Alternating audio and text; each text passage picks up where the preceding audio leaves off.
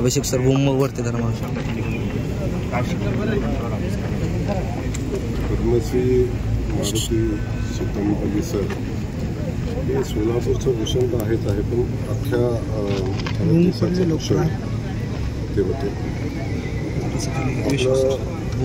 आपली हयात त्यांनी वन्यजीव वन्यप्राणी यावर आयुष्यभर अभ्यास केला.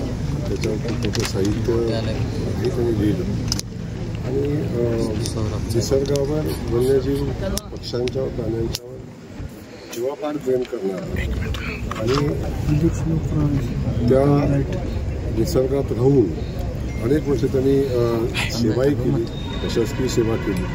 ती सेवा देत असताना त्यांनी जे प्राण्यावर निसर्गावर प्रेम केलं आणि ते सगळ्या जगाच्या समोर साहित्याच्या रूपाने त्यांनी मांडलं. लोकशाही निश्चित आणि याचा आपण सगळेजण साक्षीदार आहोत. आपल्या शहराचं ते वैभव होते. आणि माझं तर त्यांची भेट झाली होती, त्यांना पद्मश्री पुरस्कार मिळाला. मी त्यांना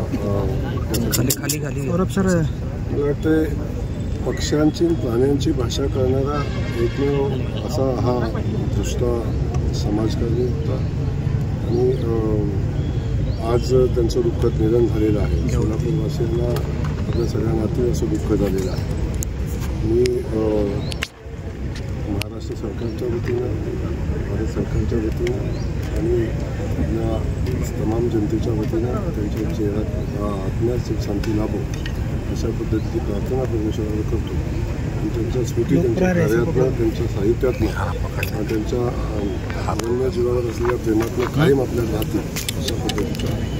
खरंच 2 महिन्यांपूर्वी त्यांना पद्मश्रीने सन्मानित करण्यात आलं.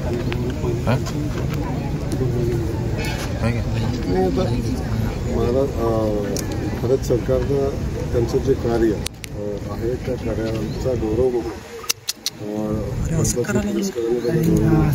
केलं होतं आणि ते हयात असताना त्यांना पद्मश्री पुरस्कार मिळालेला होता. त्यामुळे त्यांच्या कार्याचं खूप मोठं कौतुक या निमित्तानं झालेलं होतं. आज आपण सगळेजण बघतोय की निसर्गाशी एवढं जवळचं नातं असणारा आपल्याला एक निसर्गप्रेमी, एक थोर साहित्य, थोर विचारवंत. त्यांच्या बाबतीत जेवढं बोलावं तेवढं आपल्या दृष्टीने कमीच राहील असा एक दृष्टा कवी, याचं दुःख आपल्या सगळ्यांनाच आहे.